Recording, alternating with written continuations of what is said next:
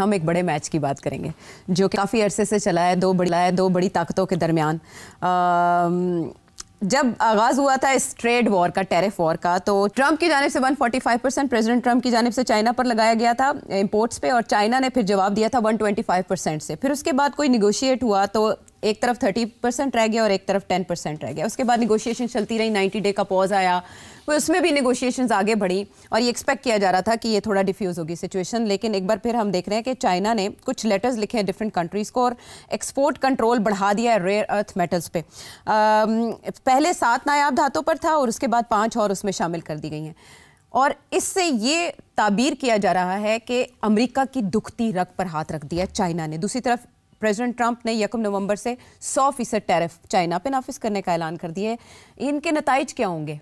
नताइज ये होंगे कि चाइना की एक्सपोर्ट जो है टू यूएस वो गिर जाएगी, क्योंकि कीमतें बढ़ जाएंगी। जो लोग इंपोर्ट करते हैं उसके ऊपर ड्यूटियाँ लग जाएंगी 100%। अच्छा। जो चीज़ $1 की चाइना दे रहा है इस वक्त अमेरिका को, वो $2 हो जाएंगे उसके। जब $2 हो जाएंगे तो उसकी डिमांड गिर जाएगी। जब डिमांड गिर जाएगी तो फिर चाइना की एक्सपोर्ट्स भी गिरनी शुरू हो जाएंगी। ठीक, तो एक तो ये होगा कि अमेरिका के अंदर महंगाई हो जाए, शुरू हो जाएगी। अच्छा। ठीक, दूसरा ये कि चाइना की एक्सपोर्ट्स कितनी शुरू हो जाएंगी, तकलीफ होगी चाइना को। अच्छा, उसी दूसरी तरफ चाइना ने जो एक्सपोर्ट कंट्रोल्स लगा दिए हैं वो यही लगाए हैं कि जी वो जो मिनरल्स हैं बड़े रेयर अर्थ, वो अमेरिका को चाहिए for various very important high developments. वो चाइना ने कहा एक्सपोर्ट ही नहीं हो सकते, वो रोक दिया। तो उससे अमेरिका की जो अमेरिका प्रोड्यूस करता है और एक्सपोर्ट करता है और जो उनकी मिलिट्री के अंदर जिसकी ज़रूरत है वो सप्लाई लाइन गिर जाएगी। तो these are both severe steps. और मगर बात वही है कि ये जाएगी बात, दोनों एक दूसरे को ठक ठक करेंगे, दोनों का नुकसान होगा। मगर फिर किसी न किसी स्टेज के ये बैठेंगे और फिर गिराने शुरू करेंगे सारा कुछ। अच्छा। तो ये नेगोशिएशन का ये है कि उसने ये किया, उसने ये किया, एस्केलेशन लैडर चलती रहती है। हाँ। फिर एक ऐसी स्टेज आती है जिसे कहते हैं न्यूक्लियर स्टेज। आपने ये सुना ना कि कन्वेंशनल वॉरफेयर के अंदर एस्केलेशन हो रही है, तो एस्केलेशन होती होती न्यूक्लियर पे पहुंच जाती है। जब न्यूक्लियर पे पहुंचती फिर 100 लोग रुक जाते हैं, फिर नेगोशिएशन होती है, सब कुछ। हाँ। तो अब ये दोनों लगे हुए हैं, वही वो उधर वो लगा हुआ है चाइना, इधर ये लगे हुए हैं। और मेरा ख्याल है कि ये सूनर और लेटर चाइना और अमेरिका जो है सेटल कर लेंगे अपना मामले। हाँ, ये मेटल्स जिनको चुना गया चाइना की तरफ से, कहा जा रहा है कि ये यूएस डिफेंस इंडस्ट्री के लिए बड़ी क्रूशल हैं। वहाँ जो F-35 इवन फाइटर जेट्स जो हैं उनमें भी यूज़ होते हैं और AI की डिफरेंट टेक्नोलॉजीज़ में ये यूज़ हो रही हैं। चाइना इन पाबंदियों से दबाव बढ़ाना चाहता है या अपनी फौजी ताकत को एक्सेलरेट करना चाहता है अमेरिका के मुकाबले में? ताकत को एक्सेलरेशन का इसका साथ कोई ताल्लुक नहीं है। कोई ताल्लुक नहीं, वो इट्स इंडिपेंडेंट। वो उनके पास अपनी शॉर्टेज नहीं है इन चीज़ों की, वो बना रहे हैं अपना। ये सिर्फ अमेरिका को टाइट करने के लिए कि तुम्हें इस चीज़ की ज़रूरत है।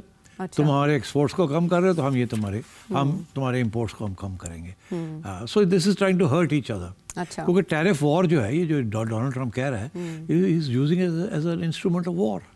तो खुद कहता है बिल्कुल टैरिफ वॉर है ये। तो टैरिफ वॉर में फिर उन्होंने अब ये कर दिया टैरिफ और उधर ये कर दिया।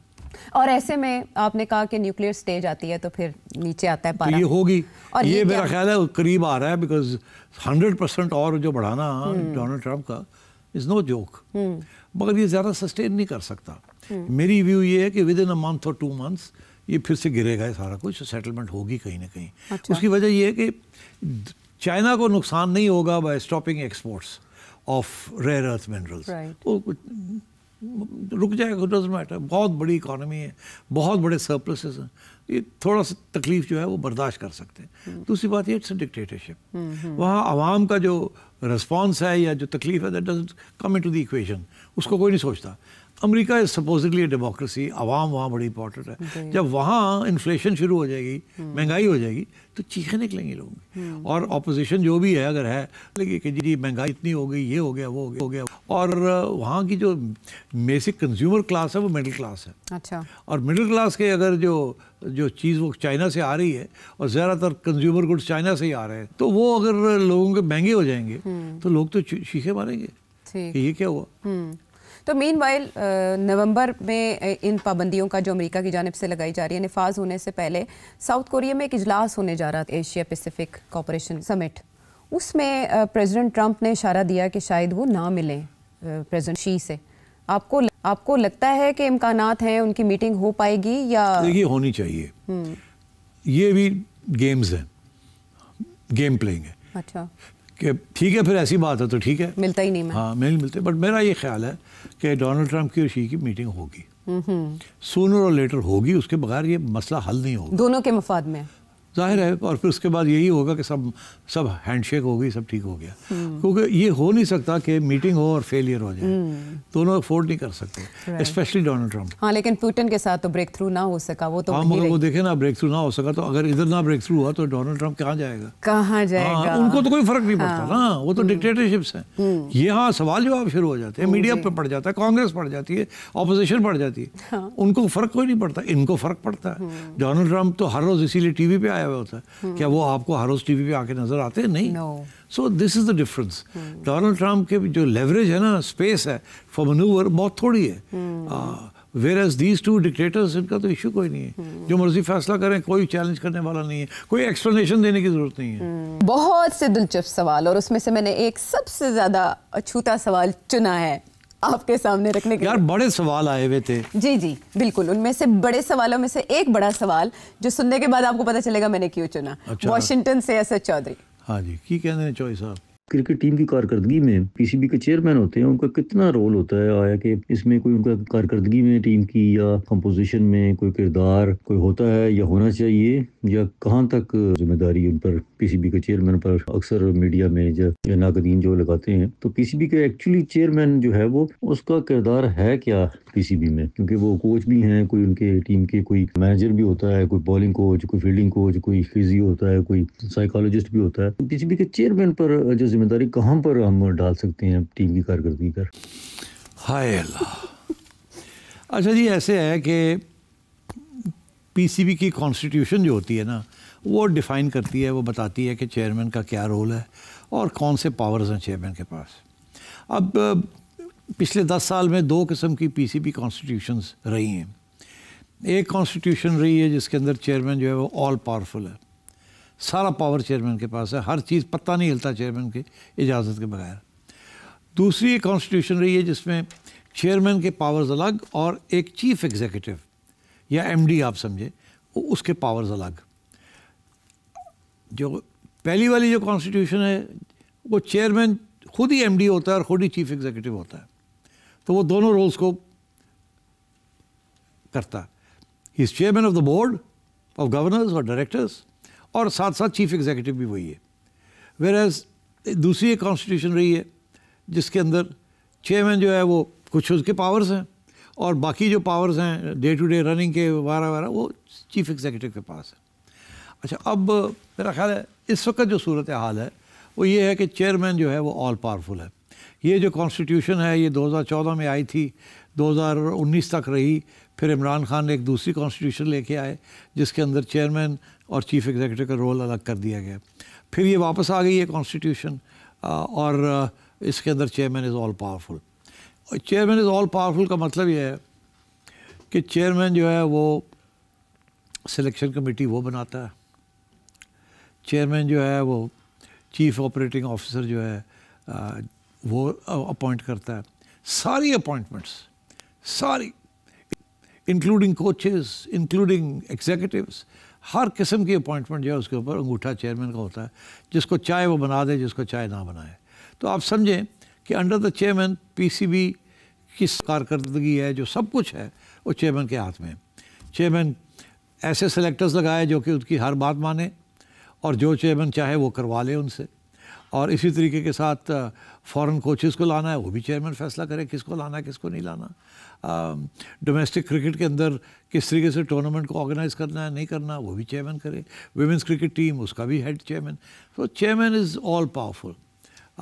अच्छा, अब सिचुएशन ये है कि बहुत सी टेक्निकली मोटे मोटे जो फैसले हैं उसकी इजाज़त लेनी पड़ती है चेयरमैन को from the board of governors, BOG जिसे कहते हैं।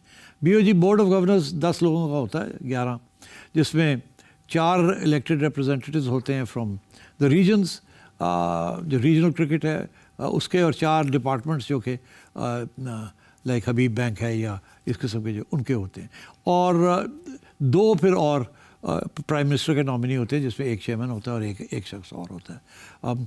और कभी कभी ऐसे भी होता है एक दो और लोग भी आ जाते हैं, उनको भी कोऑप्ट कर लिया जाता है। और जो भी फैसला चेयरमैन करे वो अगली बोर्ड मीटिंग में उससे अप्रूव करवाना पड़ता है कि अच्छा जी अब ये फैसले हुए हैं एग्जीक्यूटिव के, अब आप इसके मोहर लगा दें। और 99% ऑफ द टाइम सारा बोर्ड जो है जो चेयरमैन कहता है वही करता है, क्योंकि चेयरमैन के इतने पावर्स होते हैं कि वो तंग करना चाहें किसी को तो तंग भी कर सकते हैं। अच्छा, और सिफारिश लेना चाहें तो सिफारिश भी ले सकते हैं। सो आप समझे कि as the constitution stands right now chairman is all powerful. मगर इसका एक और भी पहलू है, वो ये है कि तो फिर जिम्मेदारी भी सारी चेयरमैन की होती है। अच्छी चीज़ हो जाए तो वो भी चेयरमैन की जिम्मेदारी है, बुरी चीज़ हो जाए तो वो भी चेयरमैन की जिम्मेदारी है। अलबत्ता होता ये है आम तौर पे कि चेयरमैन ये भी कह सकता है कि देखिए मैंने तो एक सिलेक्शन कमेटी लगा दी थी, उन्होंने फिर आगे जाके इस टीम को सिलेक्ट किया, उसमें मेरा कोई हाथ नहीं है। ये कुछ और जो लोग उसकी तनकीद करते हैं वो कहते हैं कमाल है, आपने बंदे लगाए हैं, वो बंदों ने जो चीज़ की है तो आप ही का जिम्मेदारी बनती है ना, अगर आप ये बंदे ना लगाते तो ये ना होता, या आपने सिफारिशें लगाई हैं बंदों के ऊपर, या आपने बंदों को ऊपर प्रेशर डाला है, तो ये बात चलती रहती है। टीम हारती है तो होता ये है कि मीडिया जो है वो कहता है चेयरमैन की गलती, चेयरमैन ने गलत सिलेक्शन की, चेयरमैन ने गलत कोचेस लगाए और चेयरमैन ने नहीं ठीक किया। और अगर जीत जाए तो लोग चेयरमैन की ज़्यादा तारीफ़ नहीं करते, लोग कहते हैं सिलेक्शन बड़ी अच्छी हुई थी, फलाने बैट्समैन ने बड़ा अच्छा किया, फलाने बॉलर ने बड़ा अच्छा किया, तो गाली पड़ती है चेयरमैन को और शाबाश मिलती है, या प्लेयर को मिल जाती है या कोचेस को मिल जाती है। तो इसका ये भी एक पहलू है।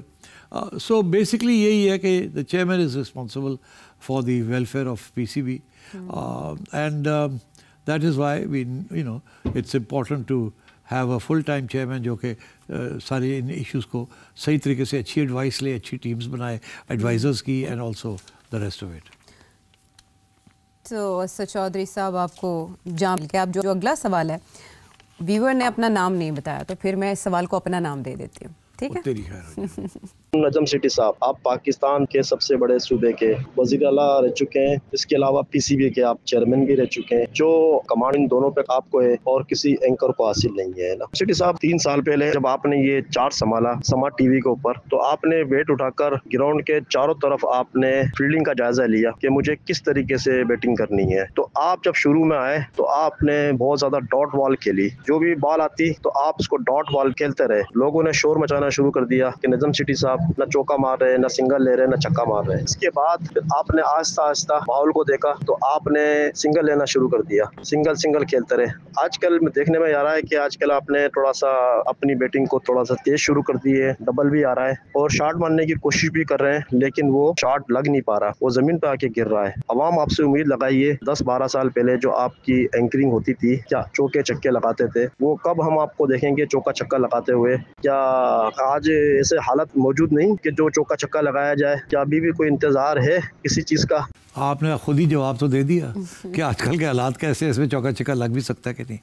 चलिए, बात यह है कि जिस वक्त की आप बात कर रहे हैं उस वक्त काफ़ी आज़ादी थी, जमहूरियत थी, पीपल्स पार्टी की गवर्नमेंट थी, अपोजिशन जो भी थी वो कमज़ोर थी और मीडिया काफ़ी आज़ाद था। वो दिन है और आज का दिन है कि जब से इमरान खान साहब की हुकूमत आई तो मीडिया की आज़ादी जो है वो उसके ऊपर क्लैंप डाउन कर दिया गया। बहुत से नए कानून बनने शुरू हो गए। मुझे याद है कि मैं चैनल 24 में था और काफ़ी अरसे के लिए मैंने कुछ कह दिया, खान साहब को पसंद नहीं आया, उन्होंने चैनल ही बंद करा दी। काफ़ी बहर 3-4 महीने में बाहर बैठा रहा। अब फिर जाके कोई मुकमुका हुआ, फिर अदालतों में हमें घसीटना शुरू कर दिया एंड सो ऑन। तो ये जो घुटन हुई है ये खान साहब के ज़माने से है। आपको पता है खान साहब का तो मौका यही था, सारे जेल ही पा दो, सारे या कर दो, सारे वो कर दो, तो वही हुआ था। अच्छा, तो इसलिए उस वक्त चौके छक्के मारने का तो गुंजाइश ही कोई नहीं रही थी। और अगर मारने की कोशिश की तो खान साहब ने मेरे ऊपर केस भी कर दिया था और मेरा ख्याल है और भी कुछ केसेस हो गए थे, फिर चैनल बंद हो गया, so on and so fourth. तो अगर चैनल ही बंद हो जाएगी तो चौके छक्के कितने मारोगे? अच्छा, उसके बाद क्या हुआ कि ये PDM की गवर्नमेंट शमट आ गई, हम वापस आ गए। हमने कहा चलो जी हूँ शायद चौके छक्के मारने का वक्त आ जाए। मगर वो चौके छक्के मारने का जब वक्त आया तो आपने देखा क्या हुआ कि PTI को रोकने के लिए वो सारा मीडिया रुक गया। अब वो ये सिचुएशन ये है कि बहुत सख्त कानून आ चुके हैं और इस वक्त मैं समझता हूँ चौके छिके दुके लेने का बड़ा मुश्किल है, बड़ा मुश्किल हो गया है टू से एनीथिंग। देखिए मैं आपको बताऊँ, बहुत से लोग हैं, एंकर्स हैं, जर्नलिस्ट हैं, जो कोशिश करते हैं चौका छिक्का मारने की, मगर वो आपको नज़र नहीं आता चौका छिक्का। वो चौका मारते हैं, गेंद उड़ा के मारते हैं, गेंद हवा में गायब हो जाता है या वो कहीं कैच आउट हो जाता है, जहाँ फील्डर नहीं भी था एकदम फील्डर आ जाता है और कैच आउट हो जाता है।